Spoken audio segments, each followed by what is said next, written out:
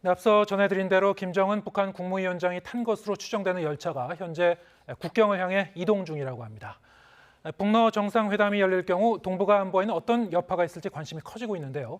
이물출 경남대 국동문제연구소 교수와 함께 짚어보겠습니다. 안녕하세요. 네, 안녕하십니까. 네, 지금 정부 관계자 얘기로는 김정은 위원장을 태운 것으로 보이는 전용 열차가 천천히 국경 쪽으로 이동 중이다. 어제 평양을 출발한 것으로 지금 알려지고 있는데요. 자, 그렇다면 블라디보스톡으로 가는 거라면 언제쯤 도착할 것으로 추정하십니까? 일단 평양에서 블라디보스톡까지의 그 열차 거리가 지금 1,100km, 네. 또 다른 그 정보에 의하면 1,200km까지 얘기가 나오고 있거든요. 그래서 이제 보통 이동 시간이 최소한 20시간 정도 걸릴 거다 이렇게 예. 얘기를 하고 있는데 지금 굉장히 천천히 가고 있다고 방금 말씀하셨잖아요. 예.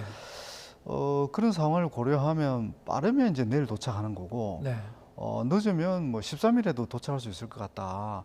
그래서 이제 지금 그 한미 정보 당국이 계속 관찰을 하고 있는 것으로 보여지는데, 일단 그 북러시아 그 국경 지역, 그러니까 핫산 지역에 언제 도착하느냐, 예.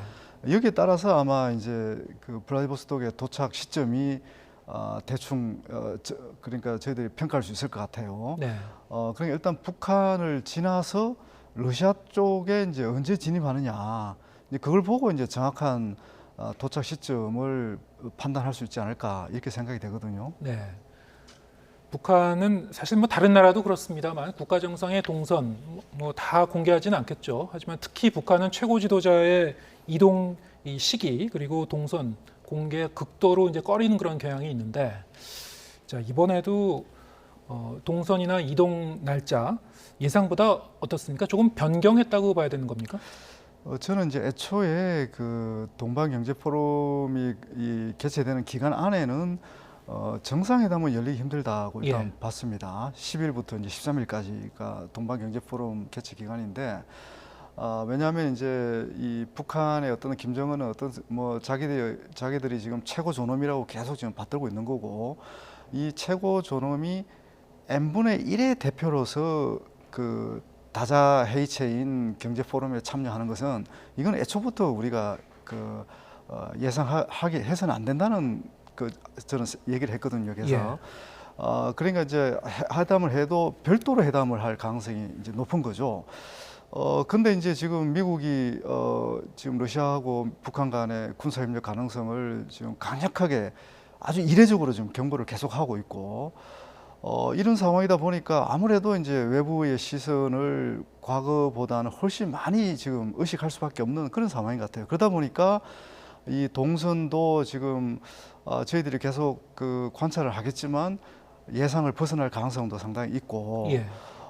또 회담 시간도 지금 저희들이 지금 단계에서는 알 수가 없는 거 아닙니까, 그죠? 예. 신변 안전의 문제라든지 경호의 문제, 의전의 문제 여러 가지 때문에 지금 안 밝히고 있는 것도 있지만, 사실 2019년 같은 경우는 크레님궁에서 상당히 구체적으로 밝혔거든요. 일주일 전에 이제 대략적인 일정도 얘기를 했고, 또 김정일 위원장이 이제 움직이는 그 동선을 미리 파악하는 그런 실무자의 움직임도 있었고, 근데 지금은 그런 것들이 지금 전혀 파악이 안 되고 있는 상황이거든요. 네. 그래서 이제 결론적으로 봤을 때는 아마 이제 굉장히 약식 회담이 될 가능성도 저는 있지 않을까.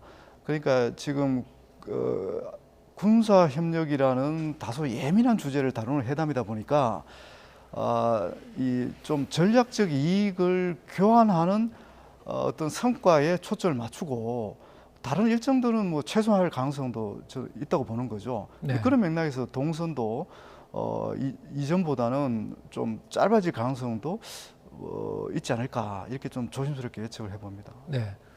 크렘린궁 대변인을 인용한 러시아 언론의 이제 보도에 따르면은 일단 이번 동방 경제 포럼 기간 중에는 푸틴 대통령의 공식 일정에는 북러 정상회담은 들어가 있지 않다. 자, 이 의미는 13일 그 동방 경제 포럼 기간 동안에 공식적인 회담은 이루어지지 하지만은 13일이나 그 이후에 14일이라든가 회담 개최 가능성은 여전히 이제 열어놓은 것이고, 교수님도 그 상당히 유동적이라고 보시는 거죠, 그 날짜는? 그렇죠. 근데 이제 우리가 몰라서 그렇지 이미 북한과 러시아 간에는 정상회담 개최 일정이 이미 저는 확정됐을 거라고 봅니다. 예. 왜냐하면 김정일 위원장이 어제 그 전용 열차가 출발했다면 이미 그 북한과 러시아 간에는 그 관련된 세부 일정이 저는 이미 조율이 됐다고 보고요. 내부적으로는 당연히 정해져 있을 정해져 것이고. 보고요. 네. 근데 이제 그 장소가 블라디보스톡이냐 아니냐 이 부분도 우리가 좀 지켜볼 대목인데 네. 사실 이제 제가 그 지역도 여러 번 방문한 경험이 있지만 일단 블라디보스톡에 이제 이번에 동방경제 포럼이 열리는 이 극동 연방대학이 최적의 장소거든요. 예. 신변 안전 문제랄까 경호 문제 또 여러 가지 의전 뭐 문제라든지 왜냐하면 또 회의장도 확보가 돼야 되고 과거에 동방경제 포럼 행사에 실제로 참석하신 적이 있으시다고요? 저는 이제 참석을 예. 해봤는데 사실 이제 이 극동 연방대학에는 일반인이 이제 쉽게 또 들어갈 수 없도록 이렇게 어떻게 보면 이제 폐쇄적인 그 캠퍼스를 상당히 폐쇄적인 캠퍼스가 조성되어 있거든요. 예. 그러니까 이제 그 북러 간의 정상회담을 하기에는 뭐 최적의 장소라고 할 수 있죠. 근데 새로운 장소를 물색해서 그런 신변 안전 장치를 다 갖추고 하기에는 사실 쉽지 않을 거라고 저는 보거든요. 예. 또 실제로 다른 움직임이 전혀 지금 포착이 안 되고 있는 상황에서는 이제 그런 걸 고려한다면 결국은 이 동방 경제 포럼이 끝나는 이제 그 13일에 끝나니까 이제 14일에 같은 장소에서 극동 연방대에서 개최될 가능성 이게 저는 제일 유력하다고 보는 것이고 또 일각에서는 이제 하바롭스크에서 열릴 가능성도 있다고 지금 얘기를 하더라고요. 네. 근데 또 하바롭스크까지 또 열차를 타고 가기에는 꽤 또 시간이 많이 걸리거든요. 얼마나 걸립니까, 대략? 한 8시간에서 지금 한 12시간 정도 걸릴 예. 거라고 저는 예상을 하거든요. 지금 북한 전용 열차로 김정은 그 전용 열차로 간다면 뭐 이런 상황을 여러 가지를 고려한다면 저는 결국은 극동 연방대학이 장소가 될 가능성이 높고 일자는 14일이 제일 유력하지 않을까 이렇게 보여지고요. 그리고 기본적으로 이제 이 그 그 동방 경제 포럼 자체도 이 행사가 러시아에서 굉장히 중요한 행사입니다. 그래서 이제 이거는 주로 이제 그 극동 지역 개발을 위한 외자 유치가 가장 중요한 목적이긴 하지만 네. 극동 지역을 벗어난 러시아하고 또 참여국 간의 다양한 경협을 위한 합의서를 사실은 도출하는 그런 자리거든요. 그러다 보니까 푸틴 대통령 입장에서는 경제적 성과도 극대화해야 되고 그리고 또 북한의 이제 김정은 위원장을 만나서 당장 시급한 이 군사 협력도 또 좋은 성과를 도출해야 되고 이 두 가지 지금 토끼를 잡아야 되는 그런 상황이거든요. 네. 이제 그러다 보니까 어느 한 행사도 소홀히 할 수 없는 그런 상황이다 보니까 가능하면 이 행사가 중첩되지 않게 예. 일단은 별도로 분리를 해서 예.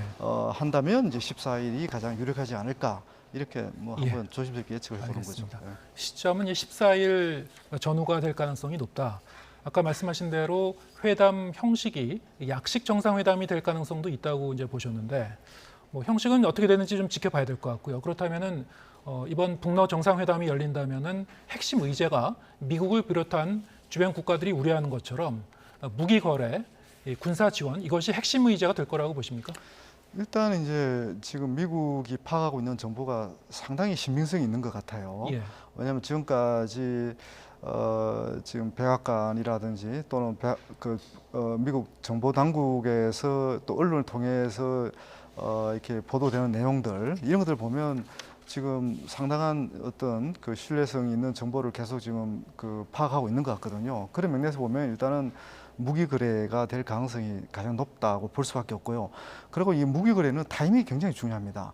지금 그 우크라이나 전쟁이 한창 지금 벌어지고 있잖아요, 그죠? 예. 그래서 지금 우크라이나가 반격을 지금 상당히 아주 높은 강도로 지금 하고 있고 또 러시아가 상당히 또 수세에 또 몰리기도 하고 지금 그런 상황이기 때문에 이 타이밍에서 적절하게 필요한 재래식 그 무기를 북한으로부터 빨리 지금 전달받아야 되는데. 예. 근데 이 시점을 놓치면 사실 또 북러 정상회담이 의미가 없을 수도 있거든요, 지금. 그런 맥락에서는 지금 당장 시급한 무기 거래와 관련된 회담일 가능성이 지금 가장 높을 수밖에 없다.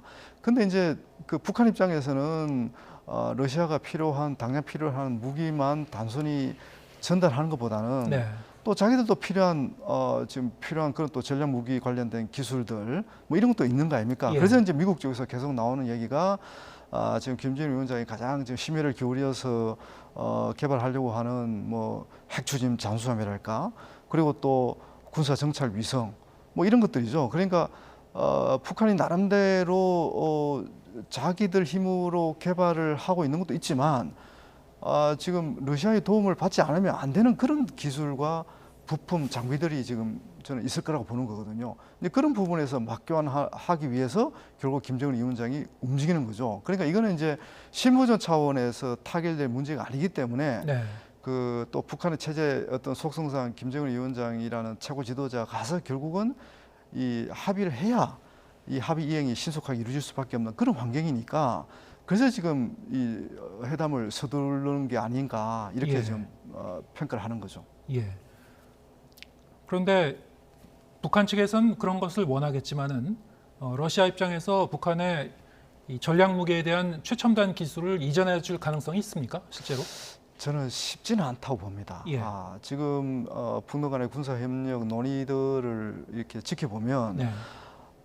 러시아하고 북한이 굉장히 이제 어떤 뭐 우호 관계, 친선 관계를 강조를 하지만 네.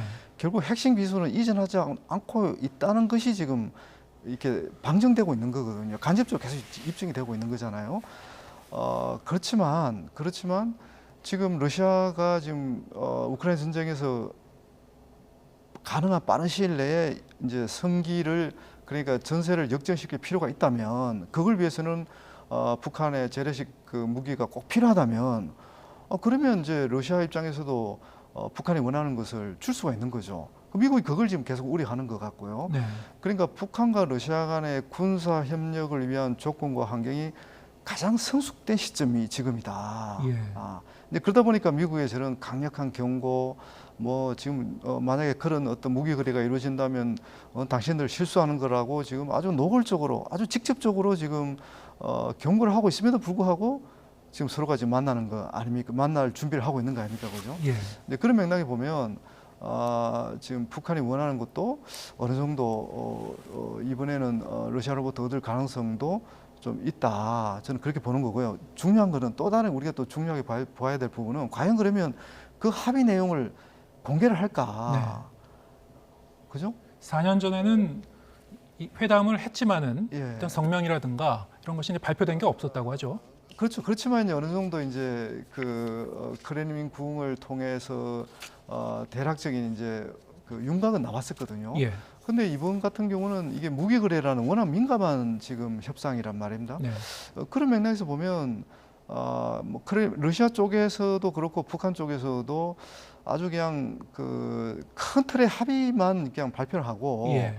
세부적인 구체적으로 어떤 무기가 거래된지에 대해서는 얘기를 안 할 가능성이 저는 상당히 높다고 봅니다. 예. 그걸 굳이 할 이유가 없거든요. 그렇죠. 하여튼 그런 맥락에서는 이제 미국도 더 이제 이 정보 자산을 가동을 해서 지금 상황을 지금 파악하고 있는 것으로 좀 알고 있는데, 네. 어떻든 만약에 그런 정말 미국이 우려하는, 또 우리 정부가 우려하는 그런 무기 거래가 성사가 된다면 당장 이제 우크라이나 전쟁에도 영향을 줄 수밖에 없고, 또 그런 협력이 이제 좀 더 고착화 되고 또 제도화되는 방식으로 간다면 우리 한반도 안보에도 이제 상당히 영향을 주니까 이제 우리가 상당히 이제 우려 섞인 그런 시선으로 이제 바라보는 거겠죠. 어떤 영향을 주는 겁니까?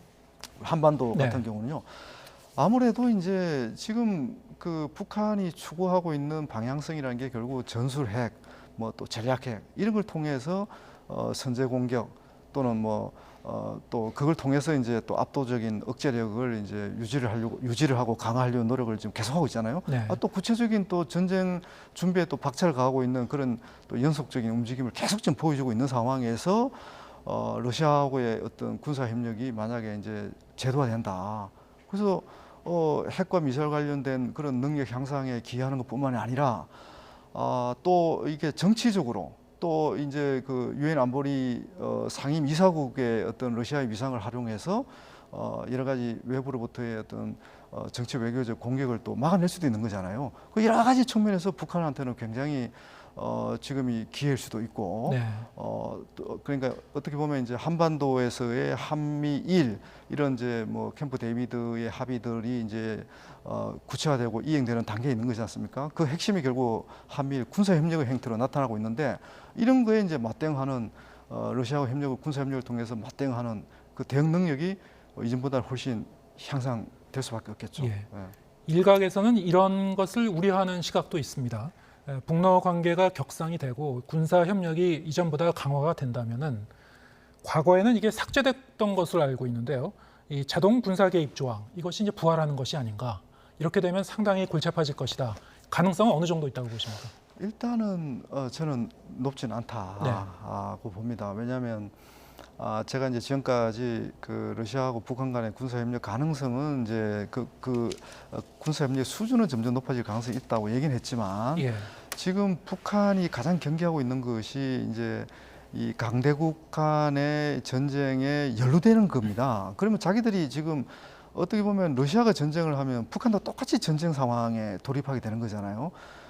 과연 이 러시아가 벌이는 전선이라는 게 굉장히 넓을 수밖에 없거든요. 나토하고의 지금 맞서고 있는 거잖아요, 그죠? 네. 나토라는 유럽 전체하고 어떻게 보면 맞서고 있는데 이런 모든 전쟁 상황에 자동으로 참전을 한다? 그는 북한이 감당할 수 없습니다. 그래서 아마 제가 볼 때는 북한이 참여할 가능성은 거의 없다고 저는 보여지고요. 예.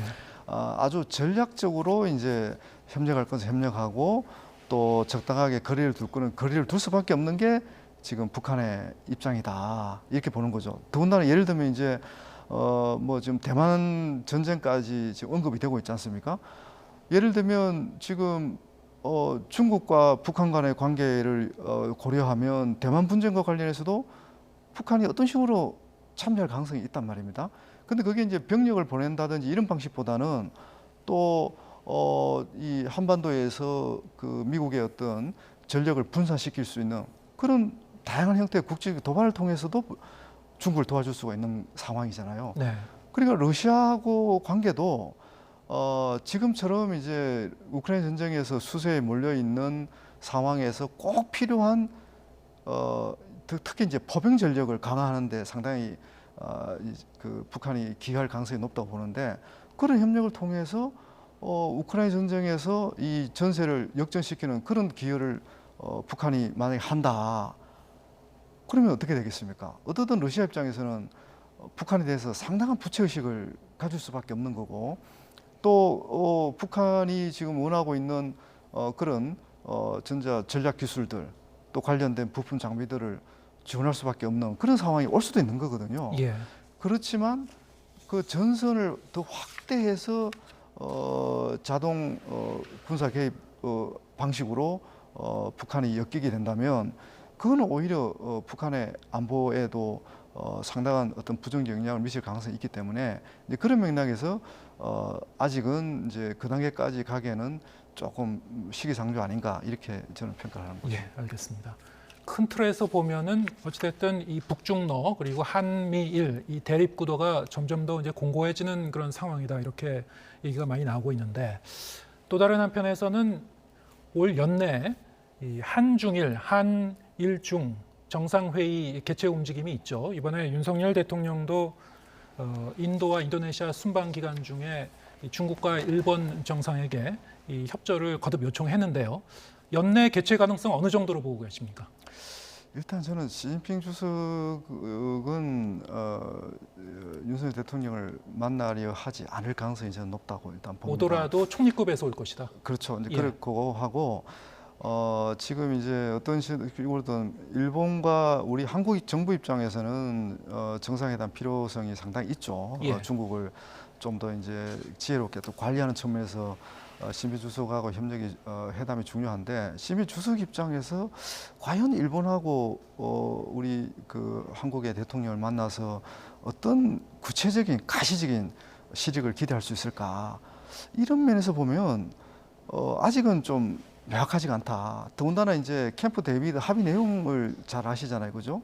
그 캠프 데이비드 합의 내용이라는 게 결국은 중국을 견제하는 아주 노골적인 내용이 들어가 있고, 특히 이제 대만 분쟁과 관련해서도 뭐 일방적인 현상 변경은 반대한다 그러면서 한미일 정상이 그렇게 얘기를 하고 있고, 또 한미일 간의 지금 군사 협력의 수준을 계속 지금 높이고 있잖아요. 네. 이게 이제 북한을 겨냥한 거라고 얘기는 하지만 결국은 중국을 겨냥한다는 것을 지금 공공연하게 지금 또 국제사회에서 평가되고 있는 이런 상황에서, 아니 지금 이런 한미일 간의 군사 협력과 같은 이런 오히려 중국 입장에서 더 자신들을 압박하고 있는 상황에서 신비 주석이 그 정상회담에 호응한다? 그건 좀 만약에 이제 호응을 한다면 자신들을 향한 이 한미일 어떤 연대가 또는 네. 공조가 좀 더 이렇게 자신들을 덜 위협하는 방식으로 바뀐다든지 뭐 이런 것들이 어느 정도 기대가 되면, 그러면 이제 정상회담에 적극적으로 나올 수가 있지만, 오히려 지금 한미일 간에 이 한반도나 동북아에서의 이 군사협력 수준이 갈수록 높아지고, 또 정치 외교적으로도 중국을 압박하는 듯한 그런 합의들, 그걸 이행하는 모습들이 계속 연출되고 있는 상황에서 예. 이런 구도를 변화시키기 위한 그런 어떤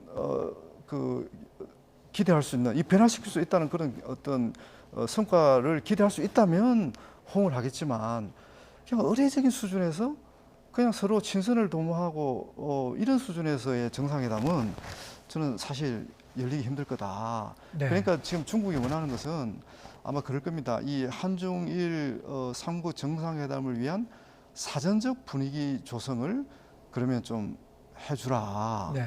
그게 이제 제가 방금 말씀드렸지만 이 한미일이 지금 중국을 더 압박하는, 더 견제하는 이런 방식의 구조와 틀, 이 틀이 어느 정도 바뀌지 않으면 정상회담에 호응하기 어렵다. 이렇게 아마 나올 가능성이 더 높지 않을까 보는 거죠. 그럼 지금 한국 정부가 의장국으로서 추진하고 있는 이 한일 중의 3국 정상회의는 시진핑 국가주석이 아니더라도 리창 중국 총리가 오더라도 일단 성립은 되는 거 아닙니까? 그렇죠. 그럴 경우에는 시진핑 국가주석이 오는 것보다는 그 의미가 많이 희석될 것이다 이렇게 보시는 거군요.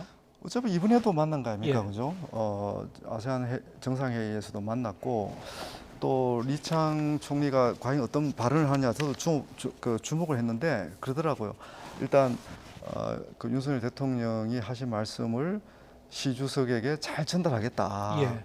저는 이 말이, 이 표현이 주는 함의가 상당히 있다고 저는 보거든요. 예. 보다 적극적인 표현을 할 수도 있는데, 일단 시빈 주석에 뜻을 잘 전달하겠다. 상당히 제가 볼 때는 모르겠습니다. 다양한 여지를 열어놓은 그 어떤 표현이긴 하지만 그렇게 시빈 주석과의 어떤 삼국 간 정상회담에 대한 아주 긍정적인 그런 신호라고는 해석하기 좀 어렵지 않나 이렇게 보는 알겠습니다. 겁니다. 오늘 말씀 여기까지 듣겠습니다. 이물출 경남대 국동문제연구소 교수와 함께 대화 나눠봤습니다. 고맙습니다.